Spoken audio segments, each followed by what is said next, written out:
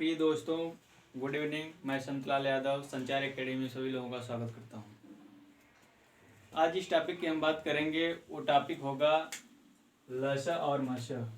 लस क्या होता है, मस क्या होता है। लस क्या होता है? लस वो दो से अधिक वो छोटी संख्या जिसका जिसका वो गुणज होता है, वो लस होता है। जैसे हम कह दें 2, 4, 6, इसका लसा क्या होगा? अब इसका लसा निकालने के लिए इन सबका तीनों का सबसे छोटा गुणज क्या हो सकता है?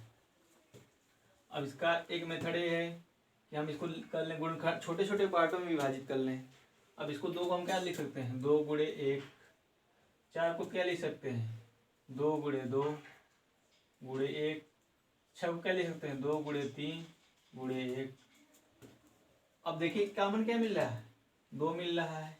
यहाँ भी 2, यहाँ भी 2, यहाँ भी 2। 2 कॉमन हो गया। बाकी जो बच रहे हैं जी उनका गुणा कर लीजिए। 2 गुणे 3, इसका एलसीएम क्या हो जाएगा? लसा क्या हो जाएगा? 3 दूनी 6 दूनी 12, इसका लसा हो गया। लसा 12 हो गया इसका। देखिए अब छोटा से छोटा इसका गुण क्या है? लसा 12। देखिए दी गई संख्याएं से मतलब लसा क्या है? अविभाज्य। देखिए 2 छक्का 12, 4 3 12, 6 दूनी 12। अब मासा अगर कर दिया जाए, एक और देख लीजिए पहले, तब मासा बताते हैं। पहले एक और देखिए, जैसे अगर कर दिया जाए कि 12, 48, 60, इसका लसा क्या होगा? लसा पूछ दिया जाए तो इसका लसा क्या हो सकता है? अब लसा देखिए, इन तीनों संख्याओं का छोटा से छोटा गुणज, इन तीनों संख्याओं का छोटा छोटा गुणज वही लसा होता है।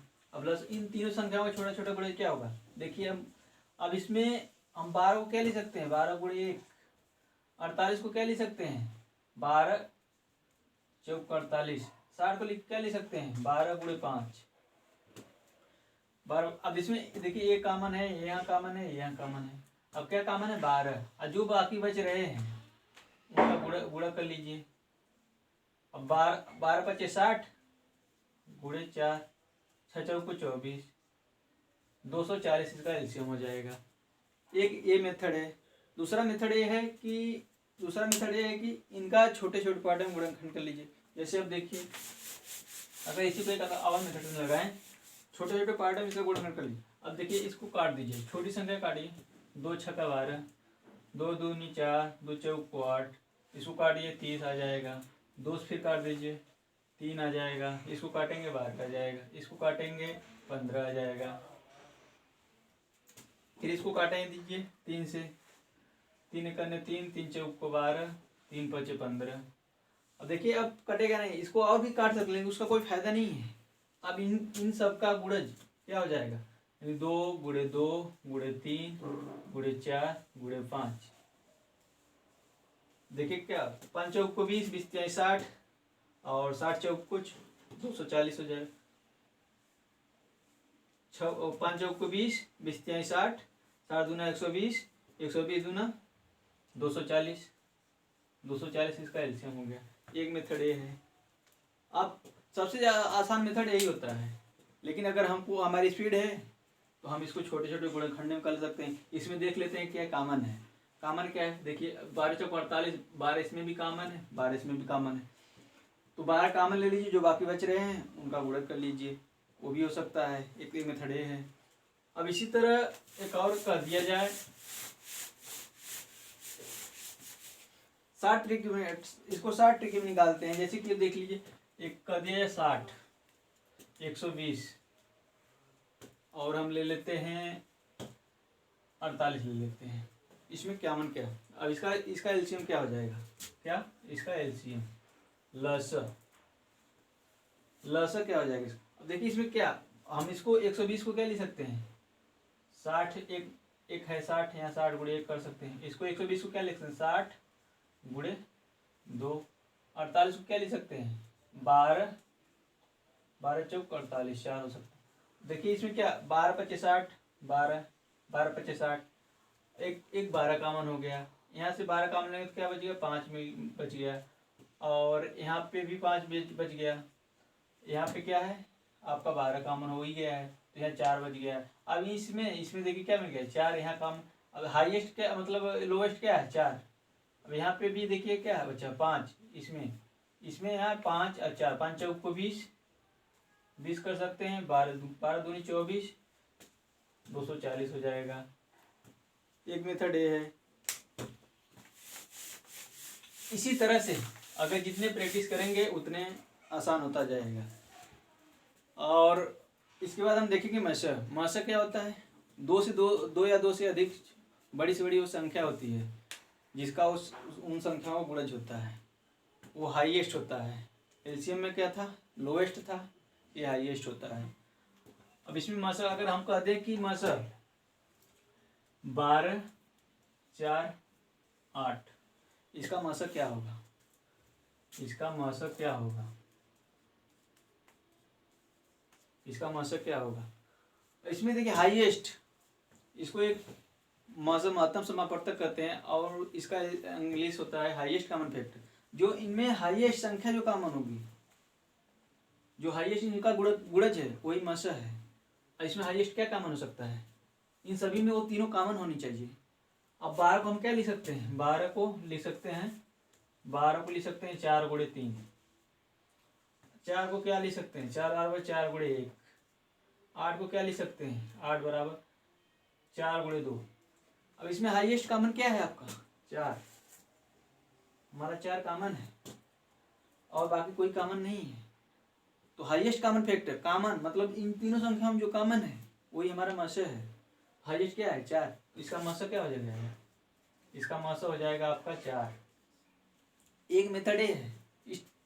दूसरा मेथड है कि हम क्या करें, सबसे बड़ी संख्या में उससे छोटी संख्या से भाग दे देते हैं, वो उसको भाग विधि से निकालते हैं। दूसरा मेथड है भाग विधि वाला। अब उसको देखते हैं कैसे, उसको देखिए कैसे। अब जैसे इसमें सबसे बड़ी संख्या क्या है 12 है, उससे 12 छोटी क्या है 8 है। भाग विधि से भाग दे दीजिए, 12 को भाग दे दीजिए, किससे देंगे 8 से भाग देंगे। 8 करने 8 शेषफल क्या गया 4। अब जो ये जिससे भाग दिए हैं भाजक, इसमें हम इसी शेषफल से भाग देते हैं 8 4 दूनी 8, एक कट गया, मतलब हमारा यह क्या हो गया माशा क्या हो जाएगा 4 हो गया। अब देखिए तीसरी क्या है, अब इसका जो जिससे हम भाग दिए हैं उसमें से तीसरी संख्या भाग दीजिए, देखिए कट रहा है, अगर नहीं कट रहा है तो उससे भी भाग दीजिए। देखिए 4 और इससे जो भाजक इससे भाग दे दिए 4, अब कट जाएगा 0 आ जाएगा, मतलब हमारा माशा क्या हो गया 4 हो गया। तो 2 विधियां हैं इसका निकालने के लिए माशा, आप जिससे चाहे उसे निकाल सकते हैं, गुणनखंड विधि से या भाग विधि से।